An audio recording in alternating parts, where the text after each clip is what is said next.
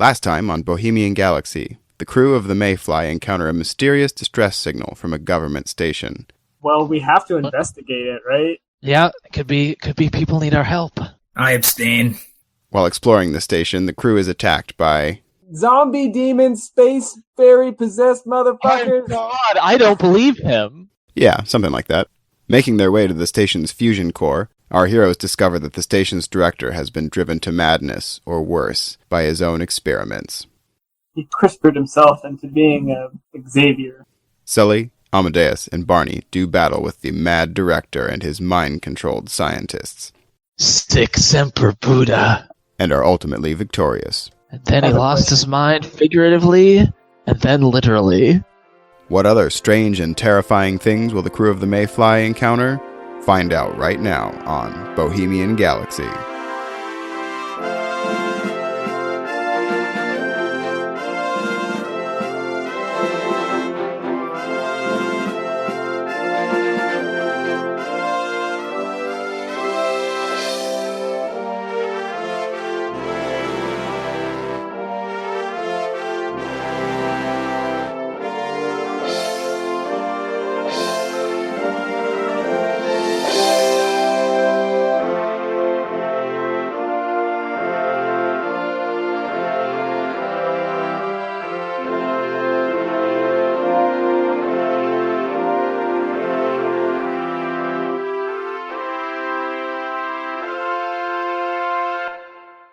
I got a lot of TJ to cut out.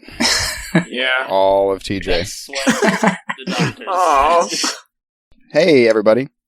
Hello. We're back for another round of podcasting. We've got all the usual characters, plus Travis. Wait, why are you using my name? I'll beep it out. Nobody else got names. Wait, I don't think you should cut it out. I think you should beep it out. Like, Yeah, that's what I was gonna. Yeah. You're gonna put my phone number and address in there too? Do bleep. dox the shit out of him. They're gonna come for you, Travis. Anyway, yeah, we're finally back together. Yeah, Barnaby Cox is ready. He's ready. If I can remember who I am. Yeah, we're definitely gonna call you Barney. Barnaby's too many syllables. Yeah, that's fine. We've got Barnaby Cox back. We've got Captain Sully back. We've got Amy Xiaoping Magina back. I guess that's canon now. That's canon. And we have beep joining us as a character that I don't remember anything about because I haven't read that email in a week and a half. Okay. Well, that's more than I know. We're on the I same remember, page. Travis, That's I not- remember that your character is some sort of thief or No. minstrel, ne'er-do-well. I'm more of an orphan man. You're an orphaned man. That's right. Well, I was an orphan boy, but now I'm a man. Oh, okay. So you beat the odds and survived to adulthood. Yeah. What's your name, orphan? Are we just gonna find out his name like in the course of a rich role playing that we're gonna do? Isn't his name Travis?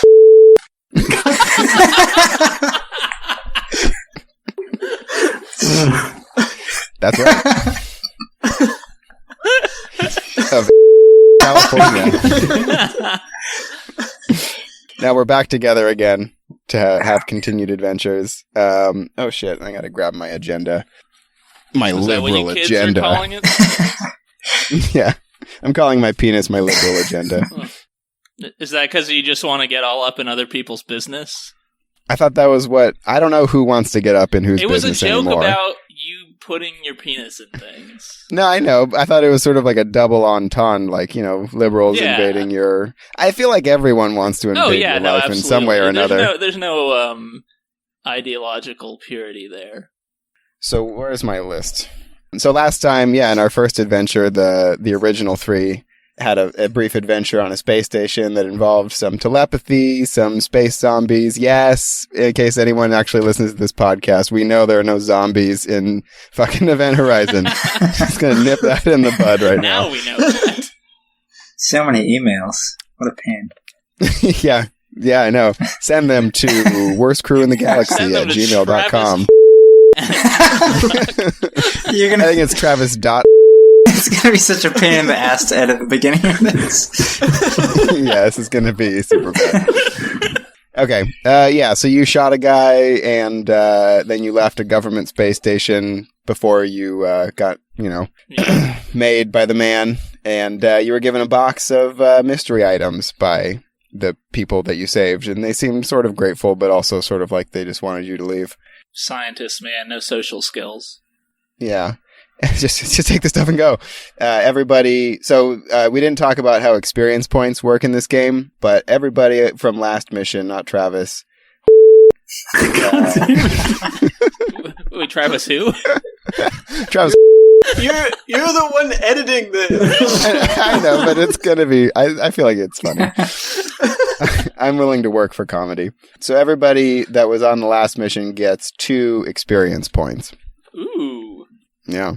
So the way that character advancement works in this game is every 5 experience points you earn, you get a point, I don't know, they call it an advance, I think they call it, that you can invest in either a new edge that you qualify for, or you can increase the die size of one of your traits by 1 size with your advance.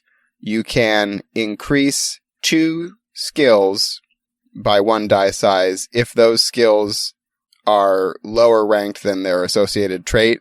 So like if your fighting is a 4 and your strength is a 6, you could increase that. And then also like if your notice was a 4 and your smarts, I think is for notice, is a 6, you could increase both of those skills up to a 6. Or if you're choosing a skill that is at the level of your trait, like say your fighting is a 6 and your strength is a 6, you could increase just that fighting skill up to an 8. I know that sounds a little confusing, but we can, we'll recap it when we get to that point.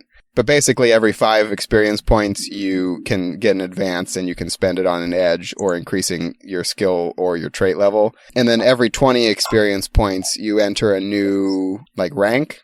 And those ranks basically dictate what edges you have access to. So some edges are like a higher rank, and you can't choose them until you accumulate that number of experience points. So you guys each get 2 experience points, and then we should talk about what's in the mystery box. Okay, so you got a big silver crate from the space station, and when you open it up, you find sort of just nondescript white plastic boxes of various sizes. So I'll run through real quick each of the things you find, and then we can go into greater detail about them. So one box contains what looks like it's like an 8x8 sheet of this sort of shiny, silvery cloth. It kind of feels, smooth like silk, but it's very reflective and shiny. You find in another small box a handheld device with a small screen and a series of buttons and dials on one side. In another one, you find a round, sort of like what it looks sort of like the base of a trophy with like a black lens in the middle of it. In another box, you find what looks like a kind of like a mesh cap with little metal tubes laced in like a diamond pattern around it, and at the corner of each diamond are these little red kind of LED lights. In another box you find what looks like a thin black wetsuit, like a full body suit minus the hands, but it does have boots on it. In another box, you find a long, kind of looks like a Bowie knife, not quite as big as a machete, but a very big, hunting knife looking thing. But the blade looks like it's made of sort of this reddish, transparent glass. In another box, you find what looks like some kind of strange gun. And then in another small box, you find what looks kind of like an old computer hard drive. It just is sort of this rectangular little box about the size of a deck of playing cards. It doesn't really have any buttons or anything on it. It just has a couple of ports for a coaxial kind of cable or something like that, like a futuristic computer cable sort of receptors.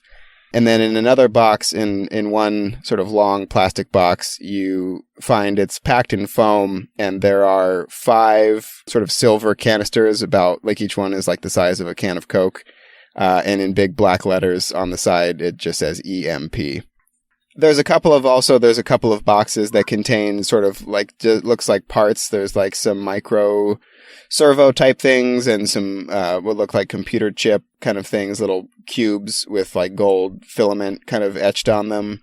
There is actually sort of a little like printout that lists the contents of the box as well, and it's sort of light on details.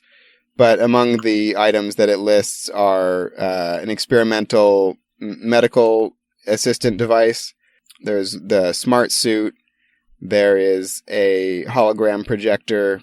There is a energy absorbing and reflecting fabric. There is it says vibroblade experimental. And then another one says DX-3V disintegrator pistol. Another one says, another one is called Hacker Buddy in quotes. And then the last one is a experimental EMP concussive device. Can I pick up the vibroblade? Yeah, it's got about like a 10-inch long blade and sort of a basic like metal handle with sort of like a sandpaper type material on the grip. And there's like a tiny little sort of button. It's sort of like a little rubber nub underneath the front, like the sort of the front side of the handguard. And when you thumb it, it sort of, the blade lights up. It kind of gets bright, and you hear like a low-pitched humming sound from it. Does anything happen if I press it again? Or like, is it a one speed? If you press the button again, it just deactivates. I press it and activate it and just hold it against my ear for a moment. Whoa, careful with that. Yeah. Yeah, so anything else you want to know about these items right now, or do you want to experiment with any of them or anything like that? Yeah, I think I want to put the wait, do I? I kind of want to put the cap on my head. Yeah. Yeah, so you look at the cap, and you do see that there is sort of like a little silver toggle switch on one side of it.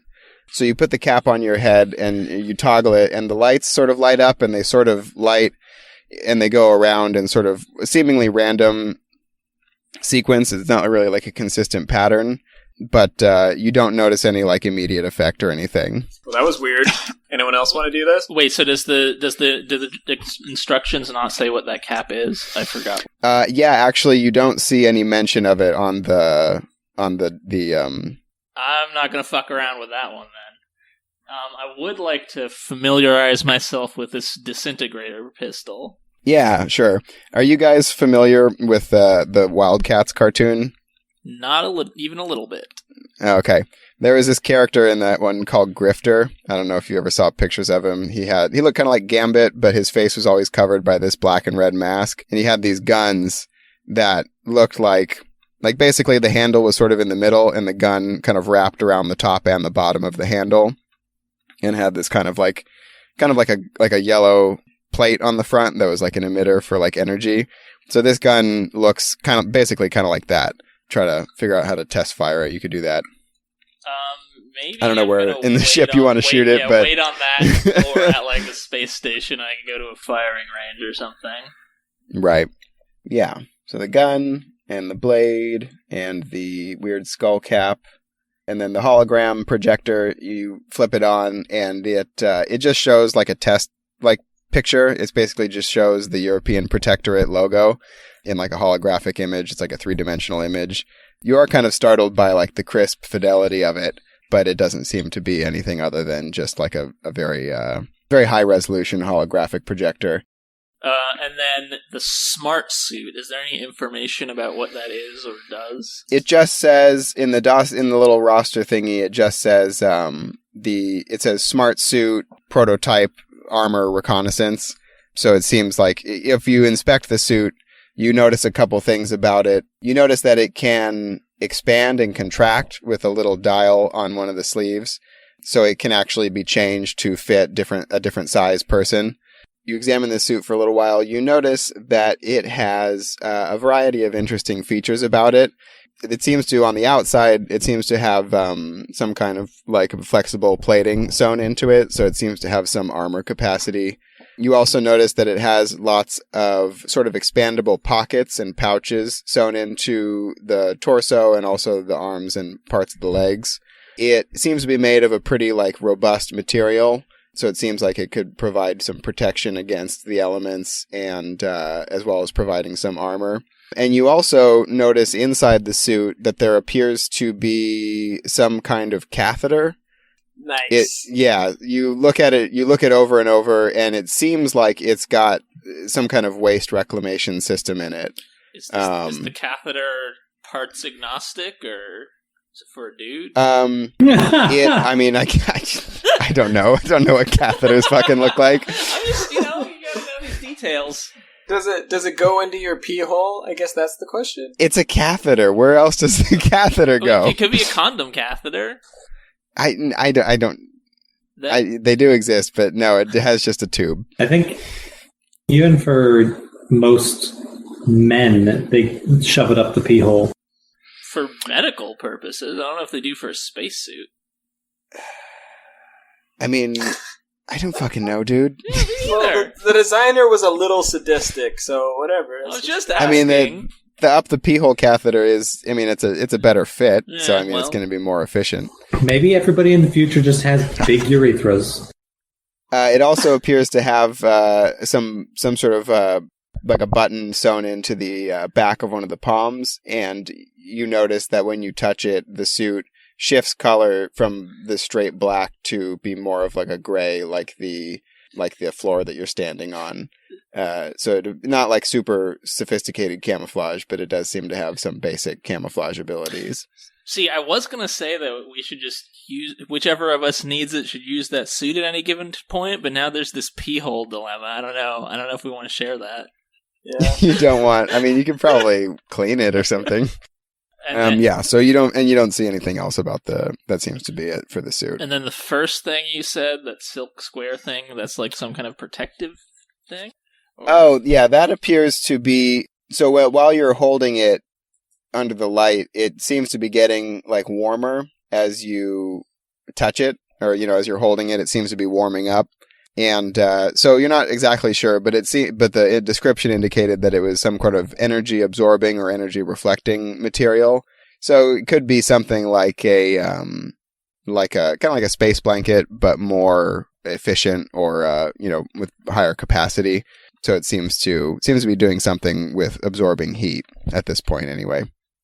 And then the little device with buttons and a screen on it. When you turn it on, it says MetaBuddy beta version 3.2, and it goes into it shows a sort of a grid overlay thing. And when you hold it and you notice through this screen with sort of a wire overlay, you can see your own leg on the screen, and you can see if you touch a button, it shifts to a different view, and now it's sort of like an X-ray of your leg, and you can see your bone through your skin. And if you touch another button, you can see sort of a 3D, kind of like a computer-generated description of your circulatory system. And as you touch the different buttons, you see that it basically can shift to scan a living organism and show different parts of its metabolic functioning and stuff. I want that. I want it. Is there a function? Does it just show us pictures, or can it be your bones are okay? Yeah, I mean, as you touch the different buttons, and you can it also has a touch screen, so you can zoom in on different parts, or you can touch, and it has a kind of on the screen also, it has a little bar of tools, kind of like MS Paint, so you can select a tool to show different diagnostic information about the area that you select. So you can get actually pretty sophisticated readout of different things. If you touch the screen on the bone, and then you can touch a tool, and it can basically show you the chemical composition of the material, like calcium density and things like that. So it seems like it's pretty detailed. I want it so bad. Oh yeah, you should definitely have the MetaBuddy. It sounds like right up your alley. That's all you. What good is it going to be for me to know about people's bones? Yeah. Justin, what happened to your character voice? Nothing. It's here. I'm going to go ahead and dibs the disintegrator pistol if there's no objections. Abstain. Yeah. Everything falls perfectly into place. Is there anything left unaccounted for? Well, the EMPs are probably pretty self-explanatory. Yeah, should we just distribute one among all? Wait, we haven't met Travis yet. No. Where are we right now? You're on your ship. Oh, okay. I'll take 2. Isn't there 5? Okay. I don't know if you want to give Barney an EMP. Yeah, that's what I... Yeah, actually, I was gonna I don't say, want any. Barney, at some point, we need to have a talk. No. It's fine. Let's not talk, and you take all the EMPs. How's that sound? I give 2 of them to Amy. All right. Hey, Jorbus, my man. Can you access this little pyramid dude? This hologram? Put it on my interface pad, Dave. I do so. I know where that is. Okay. Yeah, it rises out of the floor, out of the hammer space. Right between my legs. Inconvenient as always. It just knocks you over. Yeah, when he said put it on my pedestal, he wasn't talking about the device. So you what do you want to do with the hologram? I'll place it on the pedestal. Does Jorbus prompt me to do anything else? No. What do you want him to do with it? Can you project the last performance that I saw of the Burdorians back in '78? It was great. Sure. You got any footage? Okay. I think I have archival footage of that event, Dave. Let me look in my database. Oh, sweet. You guys are in for a real treat. Yeah. It's just the most annoying sounds, but a really crisp image. Does it have audio too? I didn't even think of that. Can we hear the sounds? Yeah, the holographic projector doesn't seem to have any speakers, but the sound plays through your ship's PA system. Of course, it's a Bose, so it sounds really good. Sponsored by Bose. Yeah. Amy, can't you get a room for this shit? I just snap my fingers in ecstasy. So you really like Brodorian? It's just so original. It's nothing like it. Yeah, you jam out to that for a while. And I think the only thing we didn't cover was the little hard drive deck. Oh yeah. Let's plug it in. Wait. Let's be a little careful about plugging something called the Hacker Buddy into our ship's computer. Does anyone have an isolated one that we can just plug it into? I feel like if anyone did, it would be you, right? Do I? Yeah, I mean, probably. If you're a hacker, I feel like I'm all of those. Oh, yeah, I mean, sure. Yeah, I mean, you'd be like, oh yeah, you can isolate a terminal from the network and access the Hacker Buddy. Do you need me to roll or anything? Well, no, I mean, when you plug it in, it basically it's like plugging a USB device into your computer. It starts to run it brings up a window for an install program, to start interacting with the Hacker Buddy. I do it in an isolated terminal. Okay. Yeah, I mean, it's super bare bones. There's not a lot of user interface, and there's a lot of technical jargon basically that's thrown at you. But since you have experience with hacking, you understand that this thing is basically it's basically a computer. It's basically a small computer programmed with a sophisticated set of algorithms designed to aid basically in circumventing a cybersecurity stuff.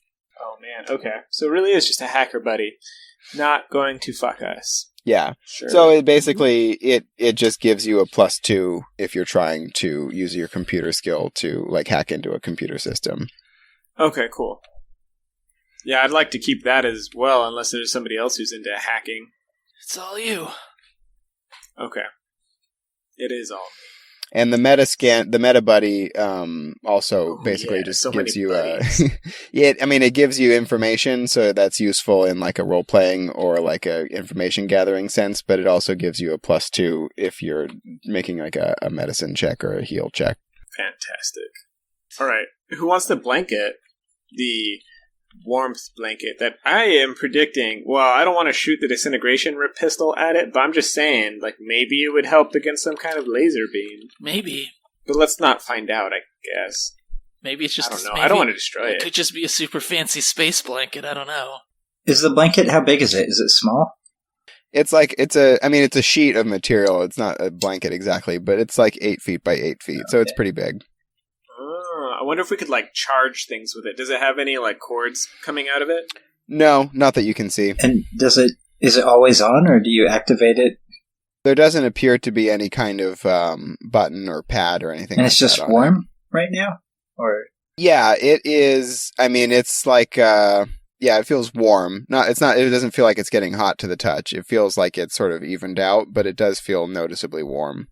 Maybe I'll just fold it up and keep it as a scarf or something for the time being. Very stylish. Scarfs / Chekhov's gun. What gender are you, Amy? I'm a man. I don't know. You never know in these days. Damn. I mean, did I guess you asked that out of character? No. Wait. For the record, I'm tastefully androgynous. Are we in our ship flying back towards Hermes? So, Hermes, yeah. well, when you guys got the distress signal and went on the other mission, you were in the middle of a salvage operation. So I don't know if you want to finish your salvage before you go back to Hermes, because you were going to take the material back to the Hermes system anyway. So here's my thought, boys, and feel free to disagree, but we just got a whole lot of weird shit dropped on our laps, and I feel like I want to go back to Hermes and talk to some people and see if we can get our bearings a little better. You know what I mean? The universe just got a lot weirder. I'd be fine with that. I'm just curious if we have an employer that's going to be mad. You're sort of like a freelance crew, so you just take contracts from people. There's a big building project in the Hermes system that is, there's a lot of demand for materials from salvage ships that can be repurposed for the construction of this project. So you have a contract to do to deliver a load of basically like bulkhead segments and some other, sort of like conduit and stuff like that for this project. So if you want to collect on your contract, that was what you were doing. Well, I'm with you, Sully. I mean, this stuff's probably worth something. Maybe a bit more than some bulkheads. Wait, I'm not selling my buddies, but I'm in for whatever you guys want to do. I'm down for whatever the captain wants. I mean, well, I guess, how far out of the way is going back to the salvage operation? It's not far. I mean, if you are going to jump to Hermes, you would probably have to do a jump to an intermediate system anyway, if you wanted to jump back to the salvage. All right, I guess, if we're worried about selling this stuff, maybe we can fill up our hold and then go back and figure out what's going on. Yeah, I mean, you were already underway in your salvage operation. At the time, there weren't any other ships in the system. You were the only ones who received the distress signal. So you go back, and it only takes you a couple of days to finish your salvage operation, and it goes uneventfully. And then you jump back to the Hermes system. And so the Hermes system is a system, the main draw is the Hermes station. And the system actually doesn't have any planets. It just has a very large asteroid belt, basically, circling a pretty young star. And the project that you are doing salvage to bring stuff back for is a new station that's going to be called Hermes 2. And so let's talk about Hermes station for a second. So I don't know if you're familiar with a Bernal sphere, of this concept of a space station habitat. But essentially, the idea is that the main habitat of the station is a giant ball, and the living habitat is on the interior of this ball at the equator. So basically, this ball is spinning and creating spin gravity, and there is essentially a ring of habitable area along the equator of this sphere. And so it's basically a big ball with out of each end is a sort of a long shaft coming out. One of these shafts has a large sort of disc shaped structure on it, and that is the spaceport. So it's like a shaft coming out of the ball, and then there's a fuck off. And then this shaft ends in a flat head. Because it's been hammered. Unorthodox. Yeah, it's extremely unorthodox. Yeah, it's essentially, it's like a thick, like an Oreo cookie kind of disc. And that's the spaceport, basically. And so smaller ships can fly straight into this disk and dock inside. Larger ships usually connect to the disk from the outside via airlock tubes and things like that, but larger, like large sort of gantry tubes so that material and people can be moved between large ships in the station. Out of the other end of the ball is another shaft, and that one basically has like mostly communications arrays and infrastructure and life support and some other in like power centers and stuff like that. And then one other thing is, so you've got the two shafts coming out of the ball, and sort of the base of the shaft. God damn it. I don't know what you were expecting. But... I know. I don't know. There are these, there's like each, at the base of each shaft, there are like 5, yeah, that's a perfect picture. There are like 5 rings wrapped around it. And those rings are like like agriculture habitats, and they have sort of open. They're not open, but transparent roofs on the outer edge of the ring that are angled towards the star, and those basically catch sunlight and reflect it into these rings that are like they're farm habitats. Basically, they grow food for the station. And then the project that's under construction, the Hermes 2 station, is actually totally different. It's actually like a sphere within a sphere. You can see 2 spheres being constructed. And the basic idea of this one is that now with the advent of gravity plating, this inner sphere is entirely, the surface of it is entirely made up of gravity plating. Once the outer sphere, which is basically the atmosphere, the protection from space, and it's going to be pressurized with an atmosphere inside. And then the ball made of gravity plating is then going to be covered in soil, and they're basically going to start, creating an ecosystem inside of it to have like a mini planetoid inside of this, like a protective ball. So that's what Hermes 2 is going to be. Cool. So where do we live? The stars. Yeah, well, you probably spend a lot of time on your ship. If you have, well, I know that TJ, you said that Barney is from Hermes Station. Mm-hmm. So if you want to talk a little bit about what your situation is on the station, like you could have an apartment or, Yeah, I totally have an apartment. Yeah, you have an apartment on Hermes. And do you have family there? No, I don't. I left my family behind because they were fat and cruel to me and my nerd passions. Uh-huh. They were fat. Wait, they were fat to you? They were super fat, and they were like, you need to gain some weight, eat this fried chicken, and I'm like, fuck your face, I'm gonna go watch anime. So you didn't want to eat fried chicken and get fat, but you did want to just watch anime. Yeah. Man, it's such a richly crafted Yeah. So it's really good character building. Well, it's all, yeah. So I left that shit behind, and I came out to Hermes to invent myself, find myself, and also become the man that woman would want. Is she on Hermes Station? No. Oh, no. Where is she? He's on his sojourn to become a man, and he'll come back, and she'll love him again. I see. Okay. Yeah. So you have an apartment on Hermes. Mm-hmm. And what were you doing before you joined on with these guys? I mean, I literally got here, and this is the first gig I could get. So okay, so you're paying anything. With you're renting your apartment with your pay from doing salvage. Yeah, hopefully. I mean, we'll see. I don't know how this pays out. Yeah. I mean, I'm not going to do money like super accounting-y in this game. Yeah. That's fine. But I mean, I'm saying like, let's say I had enough money to pay my first month's rent, and then I got on this ship. Yeah. Or however long. And then I don't even know if this trip took a month or whatever. So maybe I should give up my apartment and just live on the ship. Is that cool with you, Captain Sully? Absolutely. I mean, it's your bunk. All right. I'm off Hermes, man. Okay. Well, that was a rapid turn of events. Rich character building. Okay. So yeah, if you guys dock, well, so first of all, you unload your cargo at the construction site for Hermes 2. So you unload your cargo and you collect on your contract, and from it you basically make enough money to get by. but you're probably not going to get rich off of it. And then you go to the spaceport for Hermes Station. You dock in a berth. And then, so once you disembark, your ship is basically flown by, automation to to like a docking.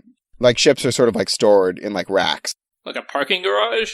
Yeah, essentially. Yeah, so your ship has to be like valeted back to you once you want to leave. So you have to. So if you want to take any stuff with you to the station, you won't be able to get back to your ship easily. I have a question. Can I just wear my sword on my back, like into the station, or is it kind of like no weapons? You can take weapons into the station, but they are peace bonded in the spaceport before you enter the main like habitation sphere. What does that mean to be peace bonded? Basically, a device is attached to it so that it's like a magnetic lock. Yeah, I guess I'm gonna go. So, is there a place like on Hermes where I could like test this weapon, like a firing range or something like that, or is the peace bond like? Yeah, I mean, I think that would make sense if it were sort of under the supervision of like the constabulary. You would probably be able to have them, like remove the mag lock to shoot at a firing range. So, sorry, hold on one second. So you disembark from your ship and you go into sort of like the main concourse area, like the receiving station of the space station.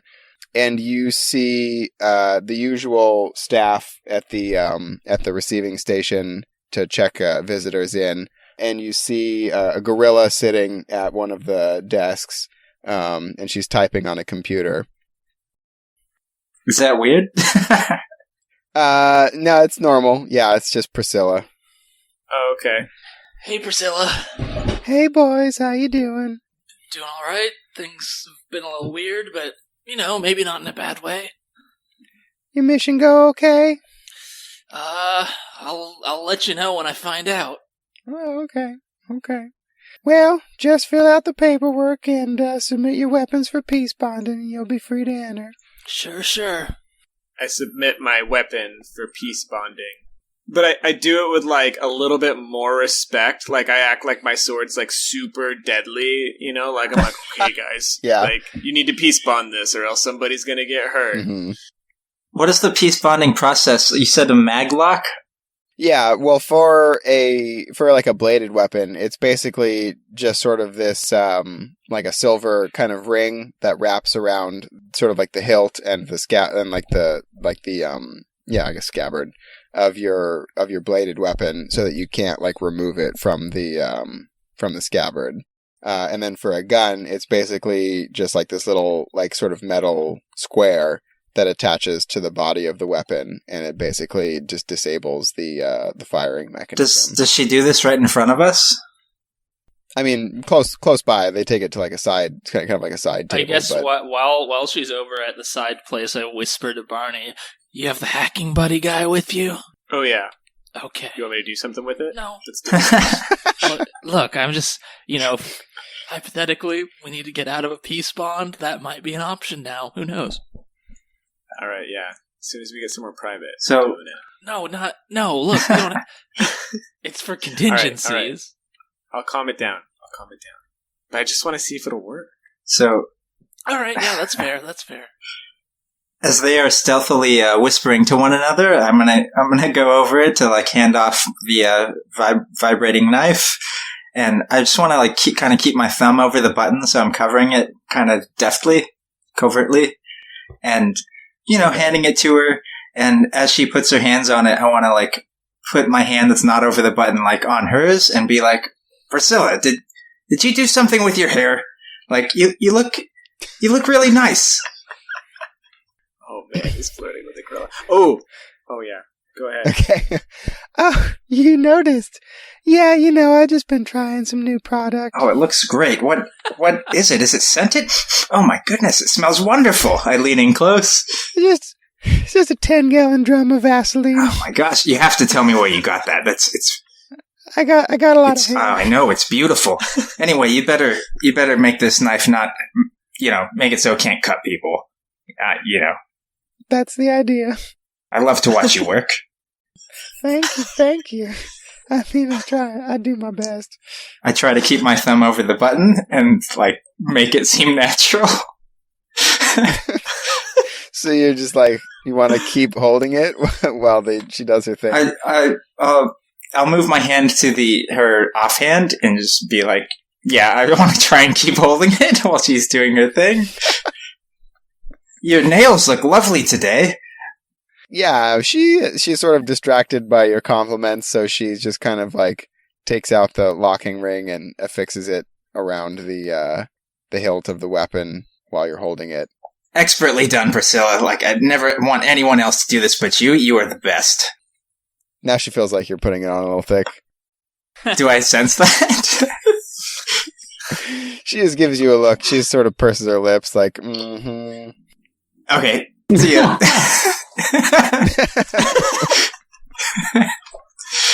Is there a welcome to Hermes sign or anything like that?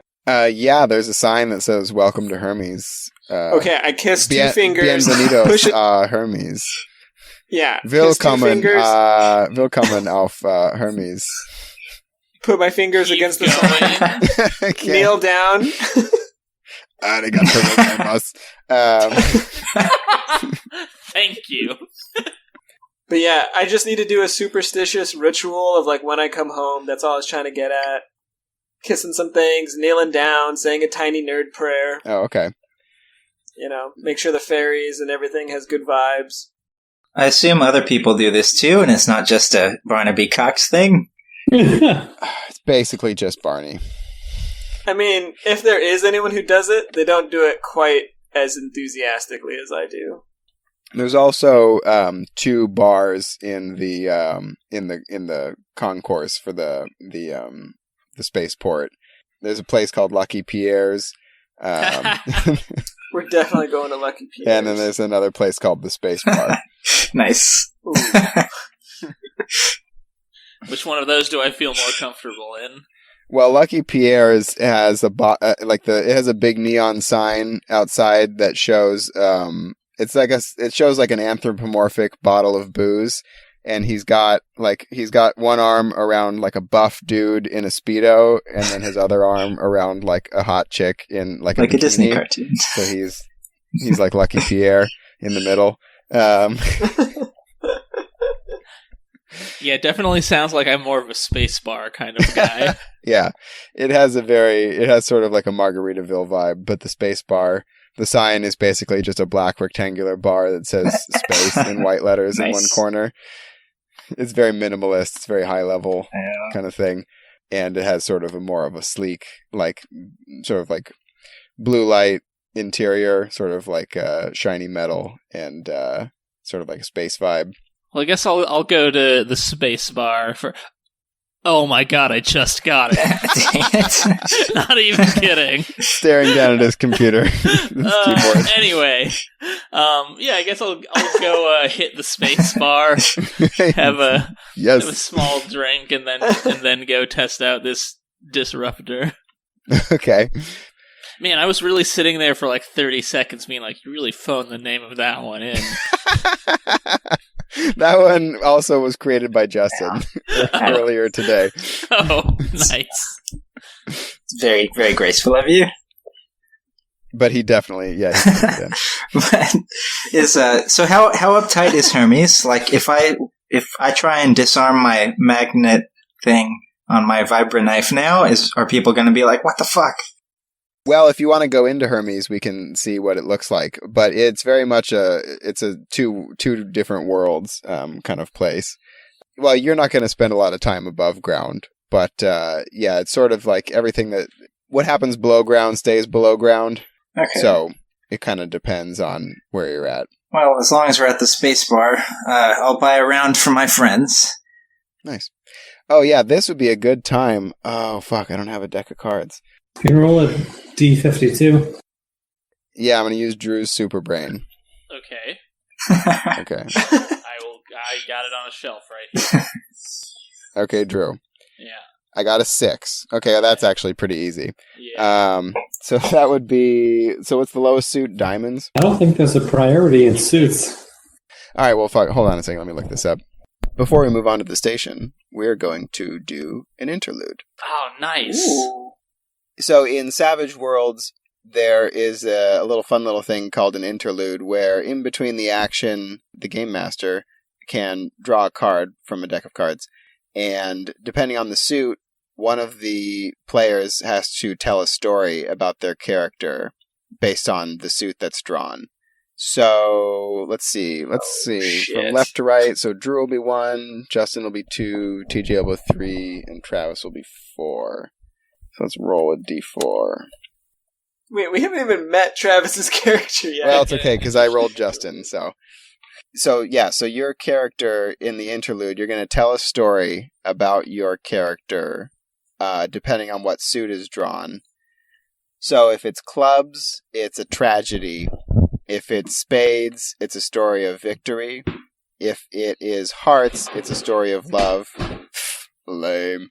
And if it is diamonds, actually, that's very clever. If it's diamonds, it's a story of desire. So that's clever. What were the clubs and other suit? Clubs is tragedy. Spades is victory. Why do those mean? Why are those hearts. Clever? Sorry, I'm stupid. I don't think that those are I that see. clever. I think hearts being love and diamonds being desire are the clever ones. I do want to just interject that spades are actually derived from the French word for sword, so you could kind of... Yeah, that makes sense. And, if you get hit with a club, that would be tragic, so...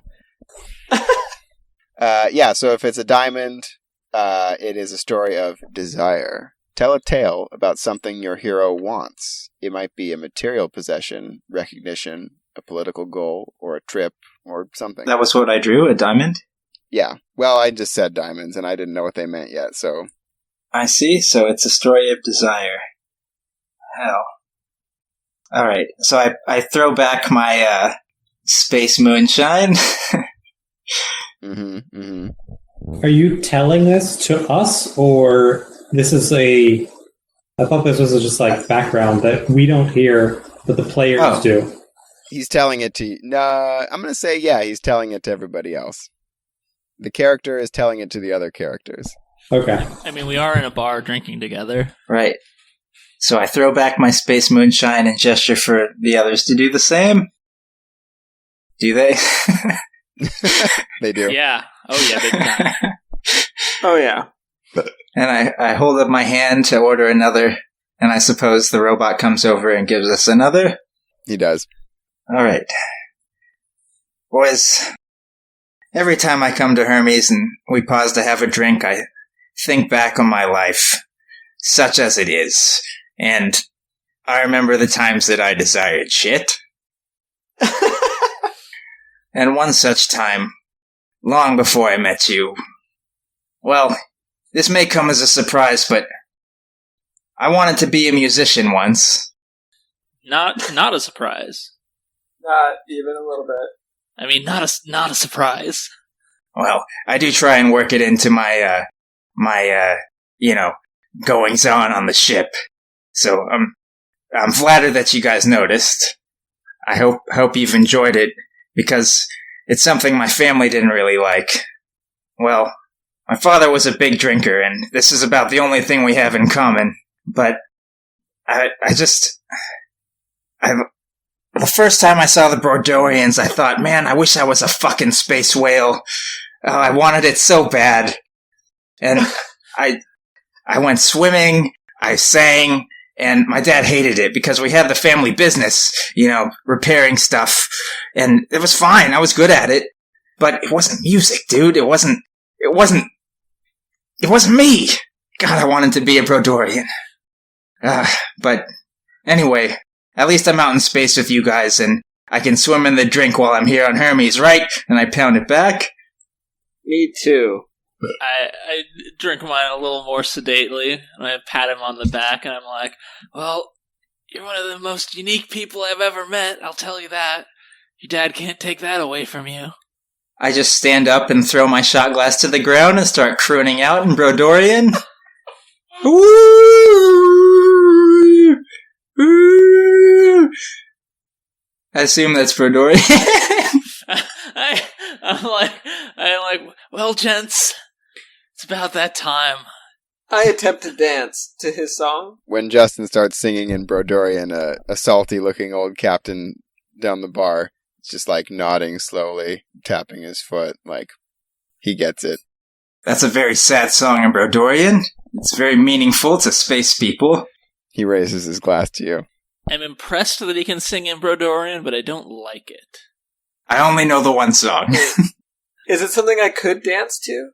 Yeah, I mean, in a weird, like, All right. interpretive dance kind of way. Yeah, I attempt to do that. It's mostly awkward. It's certified awkward. So is learning one Brodorian song like more than most humans are neurologically capable of? Yes. Wow. Amy is a really special and unique person. Well, I'm say like, well, I've heard this song once or twice before. I think I'm gonna go head into the station and see what's there for me. So the way that you enter the station, actually, you have to go all together. Just kidding. Because to create gravity, the ball that the habitat is inside of is always spinning. And so basically, from the spaceport, you ride like a trolley to the base of the shaft where the pubic hair is located. Man, this is like actually a really great way to understand the space station's geography. Yeah. And so where the shaft meets the balls, you... So at the base of this shaft is, God, it's never going to stop. There is a shuttle port, basically. So you board a small shuttle, and then this shuttle basically enters the habitable sphere. And so you land in like, it's basically like a runway. You come in on this runway, and then you taxi to like a hangar that basically goes like underground. You come out into like a receiving area. Let's backtrack a little bit, actually, though. So the habitable ring, it looks like a picturesque English countryside. You see like gentle grassy knolls. You see like little copses of trees. You see houses and sort of groupings of houses that look like these sort of picturesque little villages. Houses made of like stone with tile roofs. Some of them have thatched roofs. You see these sort of picturesque little lanes like dirt roads weaving in between little hills, going in between these different little hamlets. And you see along the equator in the middle of this habitable ring is a river that flows all the way around the whole circumference of this habitable ring. You see parks, and you see some larger buildings like what look like manor houses, and you see some buildings that look more like larger complexes, like they might be shopping areas or areas for business or things like that. But the whole effect is very much not like a space station. It's very much sort of like a 18th century English countryside kind of feel. Oh man, I definitely hate this place in character. And the only sort of more like futuristic looking thing is the landing, sort of like the airport for the shuttles that come into the station. So you come in and land, and then you're almost immediately underground. The shuttle taxis into a sort of a bay that slopes down underground into a receiving area. And you're processed pretty quickly because you've already been registered at the spaceport and your weapons have already been peace bonded. So once you get off the shuttle, you basically go down a long ramp and come out into a concourse. And you're basically immediately into the underground part of the station, which is very much more like a sort of a conventional, what you would think of as like a space station. And the way that the underground is laid out is basically the entire equator of the dome, or of the sphere, again, is basically a long concourse that runs the entire length of it around, and that is sort of the main thoroughfare of this underground part, and it branches off to the sides. Side streets go into businesses and also housing areas with apartments, but it's very, very heavily populated, and a lot of people coming and going and doing different things down here. Well, underground sounds like my kind of place. It's sort of leveled, like the middle thoroughfare. You can see on either side, there's like sort of these terraced decks and kind of things like that. Like you can look out on the main concourse from these sort of like plateaus that are raised up on the sides, and there's restaurants and different businesses and stuff like that. Yeah, what did you guys want to do first while you're here? I can't remember. I think I'm gonna go see about a shooting range and test out that pistol first. Oh, yeah. Okay. So near one of the constabulary stations, they have a kind of like a shooting range testing ground that you can take advantage of. So you go in and you pay like a nominal fee, and the guy at the desk says like, "Oh, this is a weird gun." Yeah, give me a room that's got sort of rated for a lot of firepower, because I don't exactly know how it's going to perform. Okay. Is this weapon street legal? Well, where's the street? Touche. What? Well, I mean, I guess they let you in with it, so it's none of my business. Room 3, go ahead. Alright, I take it into room 3, and I don't know, I assume there's some kind of targeting thing, and... Yeah, there's a couple different targets you can pick. There's like sort of more basic paper targets, or there's like more of like a dummy, like a human dummy kind of thing. Oh man, I'm going for the human dummy for sure. Okay. So you take this thing out, you take aim at the dummy, and you pull the trigger, and it, like a projectile, a projectile kind of comes out. It's not like a beam weapon. It's not like a laser. But it doesn't really... It's just sort of like this weird rippling ball that comes out and shoots across, not like as fast as a bullet. It's not too fast for the eye to see, but it is still pretty fast. So it sort of shoots out of the front of the gun and hits the dummy, and it basically, like a Coke can sized hole just kind of appears in the dummy. It basically just evaporates about a 4-inch deep chunk of this dummy. Well, shit. So you're thinking that looks like it's maybe like 2d10 damage? Okay. An EMP could fit perfectly in there. Yeah, that's true. Now once you fired a shot, an ammo indicator lights up, and you can see that there are now 4 shots left in this like energy clip. Oh shit. Were there any extra clips in this thing? Well, it looks like it uses what looks like a more or less standard clip that you would find in like a laser weapon or any other kind of energy weapon.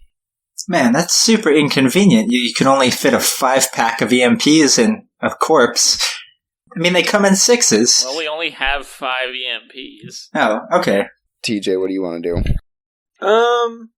I guess I need to go talk to my landlord about canceling my apartment, because I'm going to live on this ship. Call Time Warner. The only thing I've done on Hermes is I made one friend while I was like into like aquariums, but I'm not into that anymore, so I need to get rid of everything in my apartment. Okay. Is it all just aquariums?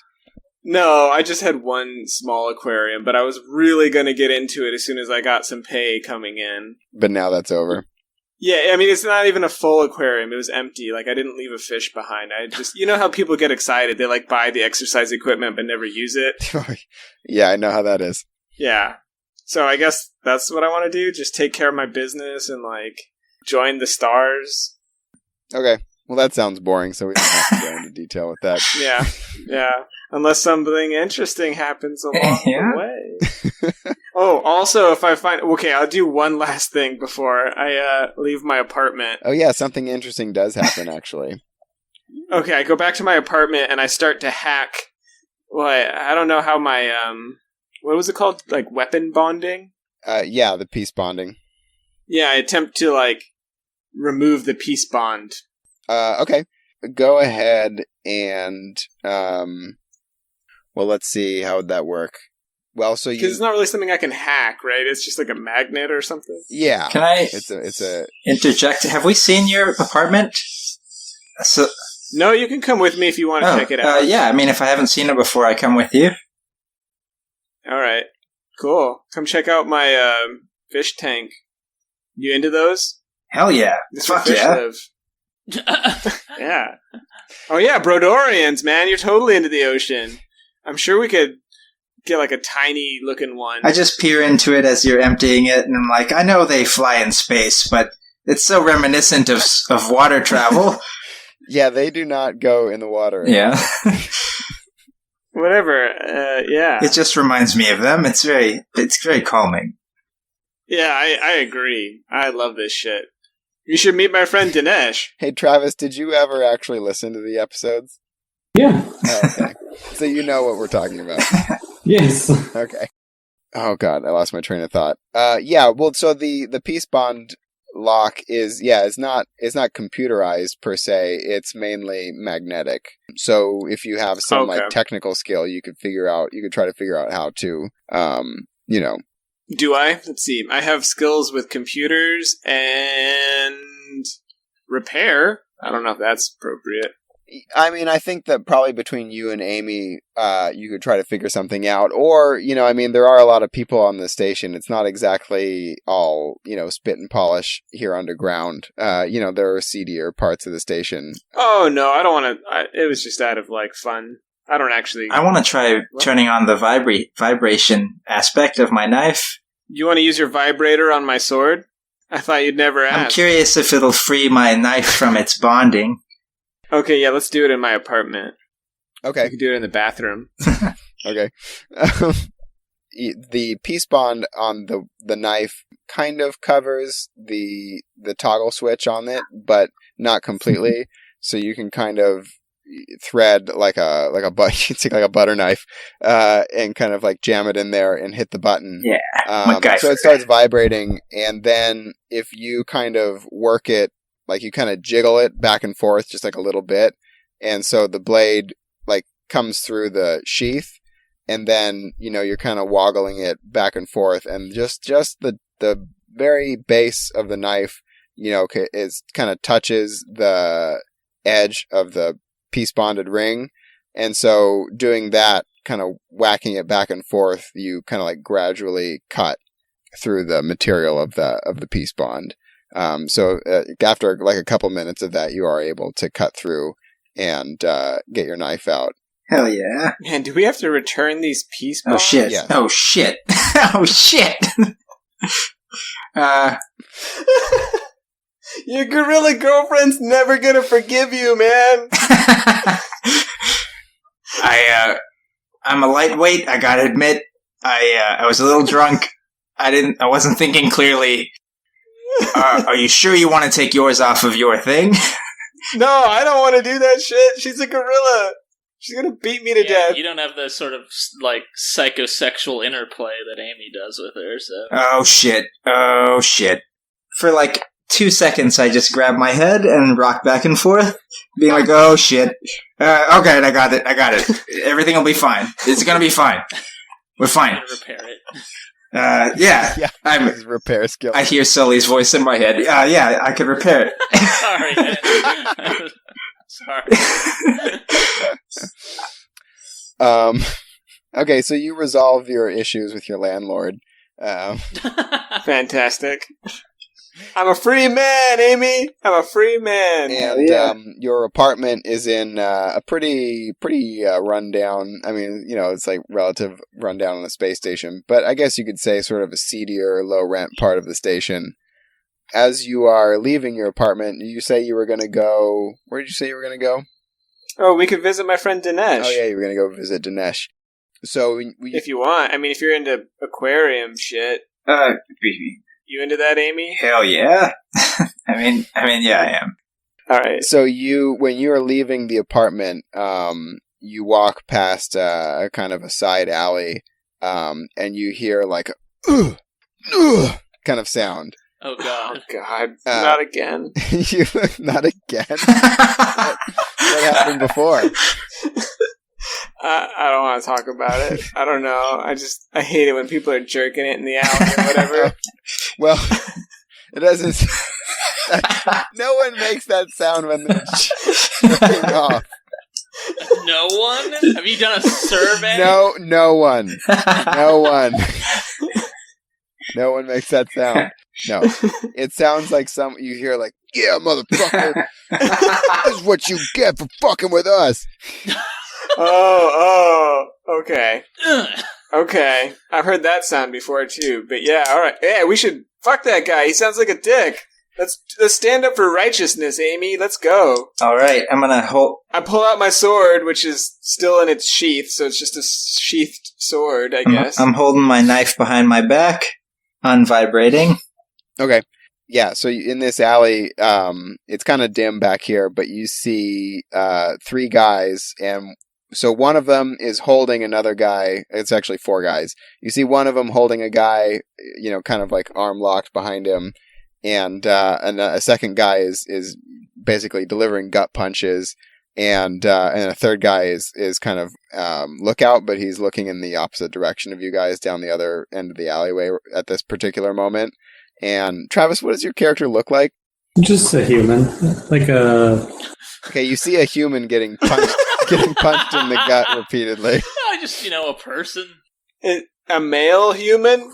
Yeah, here. Let me find a picture of him. That's no good for a podcast, you dickweed. I'll describe it if you show me the picture. Yes, please. I can't wait. Send it to me. We're all waiting with bated Just breath. put this in the show notes along with his drawings. That's right. All the show notes. Oh man, I wasn't going to describe it accurately, but now I guess I have to. Not necessarily. Oh my god. Okay, it's an overweight guy with a huge blonde beard. Alright, fine. I don't know. Okay, yeah, he's wiry, but he's pretty normal. He has like blonde hair that is anime style that flies up the front. He's got like a chiseled jaw with like a 5 o'clock shadow, but it's a little bit longer than a 5 o'clock shadow. Mm-hmm. He's got a pretty long nose that doesn't have like much of it. It's like, I don't know, protruding on the bridge. Yeah. Big ears. It's got a long up and down, but not... I want to add one more thing. It's hard to tell for sure, but I'm going to say it looks like he has a pretty big meth addiction. Travis. I think that's also accurate. Also looks like his pants are up around about the 3rd or 4th rib. Is that Sid? Yeah, and he's... Yes. Okay. Some people, he's a recurring character. He changes, but... no, it's Sid from FF7, though, yes. Yeah. Oh, shit. Okay. I'm gonna get beaten to death. Why? Alright. But that was great. Anyway. Great. Yeah. Anyone who doesn't know Final Fantasy VII knows what you're talking about. Sure. Anyway. So... I suppose if I'm going to have the first word, which I'm having right now, it would be that I'm going to turn on my vibrating knife behind me, and I assume somebody looks at me. And when they do, I'm going to be like, and like pull it out from behind me, and be like, which one of you wants to get fucked first? Thanks for listening to this episode of Bohemian Galaxy. You can follow us on Twitter at Bohemian Galaxy to get updates about the show. You can check us out on BohemianGalaxy.com, subscribe to the show on iTunes or Google Play, and we'll see you again on the 15th for episode 4. Thanks for listening.